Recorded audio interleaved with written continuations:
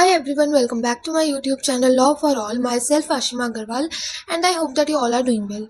Guys, last video में हमने central consumer protection authority के जितने भी बेसिक कंसेप्ट्स थे, appointment, investigation wing and all, वो हमने सारे देख लिए थे. आज हम देखेंगे powers and functions of this central authority. हमने बेसिक पावर्स एंड फंक्शंस तो हमने ऊपर पढ़ी थी कि क्या होता है कि वॉयलेशन ना हो कंज्यूमर राइट्स की, कोई अनफेयर ट्रेड प्रैक्टिस ना हो, ठीक है ना, साथ में कोई मिसलीडिंग एडवर्टीजमेंट ना की जाए और प्रमोट करना, प्रोटेक्ट करना कंज्यूमर के राइट्स को. ठीक है, अब हम इसमें और देखेंगे कि और क्या क्या पावर्स एंड फंक्शंस होते हैं इस सेंट्रल अथॉरिटी के. बेसिक पावर्स एंड फंक्शंस की बात की गई है section 18 of the corporate act.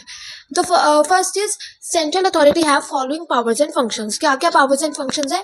पहला is protect, promote and enforce the rights of consumers as a class and prevents the violation of consumer rights under this act. Same है जो हमने ऊपर पढ़ा था. Second is prevents the unfair trade practices and ensure that no person shall engage himself in any unfair trade practice. Prevent करना और ये भी ensure करना कि कोई बंदा, कोई भी person किसी भी unfair trade practices में engage ना हो. Third is ensure that no false or misleading advertisement is made of any goods or services which contravenes the provision of this act or the rules or regulations made there under. कोई भी ऐसी misleading या गलत advertisement ना करना किसी भी goods या सर्विसेज के रिलेटेड जो इस एक्ट के जो प्रोविजंस हैं, रूल्स एंड रेगुलेशंस है, उनको वायलेट करती हो. ठीक है. And the third is fourth is ensure that no person takes part in the publication of any advertisement which is false और मिसलीडिंग. सेम हमने जो सी पॉइंट पढ़ा है वही इसके अंदर है कि कोई पर्सन ऐसी मिसलीडिंग एडवर्टीजमेंट की पब्लिकेशन में भी पार्ट नहीं लेगा. पब्लिकेशन मतलब कि एडवर्टीजमेंट बन गई, उसको आगे पब्लिश करना, टीवी पे दिखाना, रेडियोस पे दिखाना एंड ऑल. ठीक है. चार ये हमने ऊपर हर एक टॉपिक में देखे, ये चार जो पावर्स एंड फंक्शंस है. ठीक है. And now second is the central authority may for any of the purposes aforesaid. इन चारों के अलावा और किन किन चीजों के रिगार्डिंग उनके पास पावर्स होती है, क्या क्या उनके पास फंक्शंस है, ठीक है, परफॉर्म करने वाले.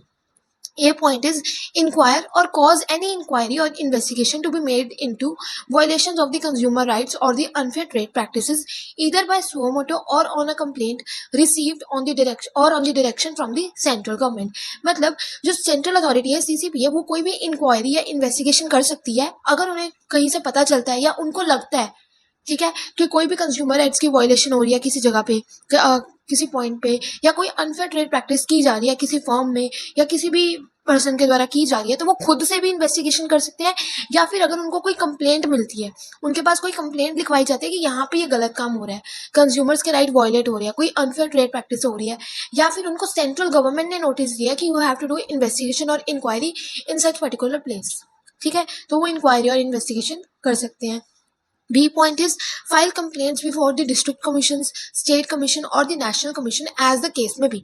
जो central authority है वो अपनी complaints जो है, ठीक है, खुद इंक्वायरी करने के बाद अगर उनको लगता है कि ये और हायर लेवल पर जानी चाहिए कंप्लेंट इन्वेस्टिगेशन के लिए, तो वो अपनी कंप्लेंट्स डिस्ट्रिक्ट, स्टेट और नेशनल कमीशन के सामने भी पेश कर सकती है. ठीक है. Next point is intervene in any proceedings before the district, state and the national commission as the case may be in respect of any allegation of the violation of consumer rights or the unfair trade practices. अगर in case इस central authority को ऊपर कोई allegation लगा देता है कि इन्होंने कंज्यूमर राइट्स की वायलेशन किया या फिर कोई अनफेयर ट्रेड प्रैक्टिस की है, तो उस केस में जो सेंट्रल अथॉरिटी है वो इंटरफेयर कर सकती है किसी भी प्रोसीडिंग में. अगर उनके ऊपर कोई केस वगैरह किया जाता है, किसके सामने करेगी? In before the district commission, state and the national commission. मतलब अपना पॉइंट ऑफ व्यू रख सकती है और प्रूव कर सकते हैं कि उन्होंने ऐसा कोई गलत काम नहीं किया.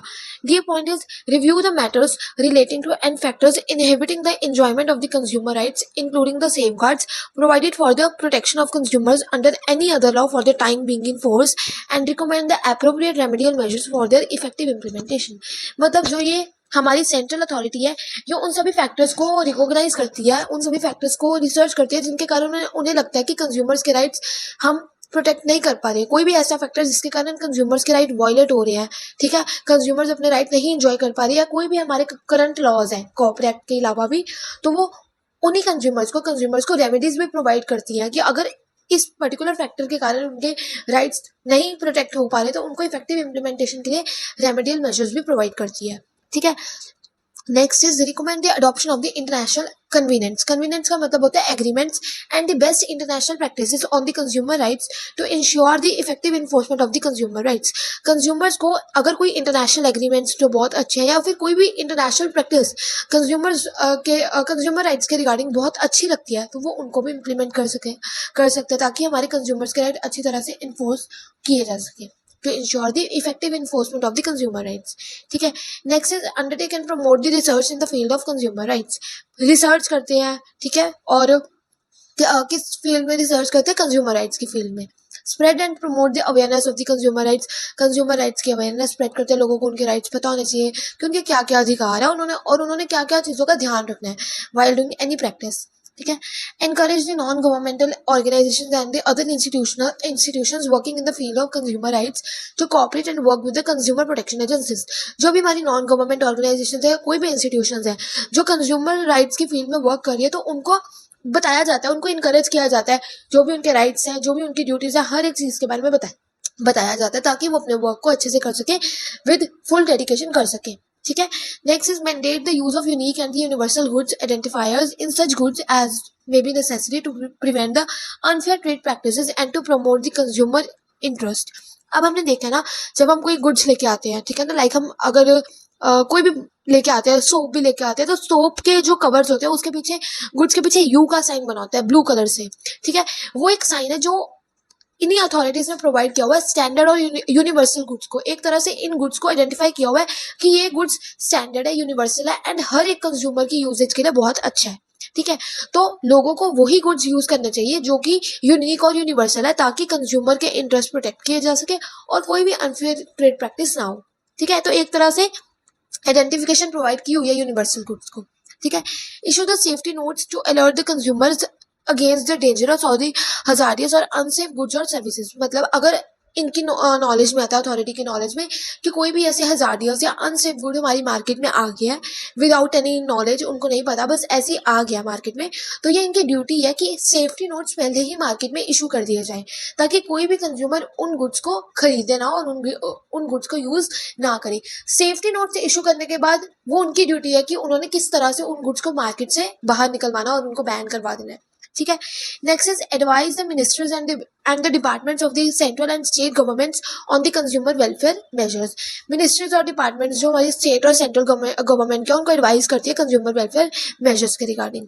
Next is issue the necessary guidelines to prevent the unfair trade practices and the promote the consumer interest. Guidelines issue करती है ताकि अनफेयर ट्रेड प्रैक्टिसेस को प्रिवेंट किया जा सके और कंज्यूमर्स के इंटरेस्ट को प्रोटेक्ट किया जा सके। ठीक है। So these were the powers and functions of the central authority, जिसके कारण से इस अथॉरिटी को बनाया गया है एंड ये उनकी ड्यूटी है कि they have to perform all these duties. ठीक है।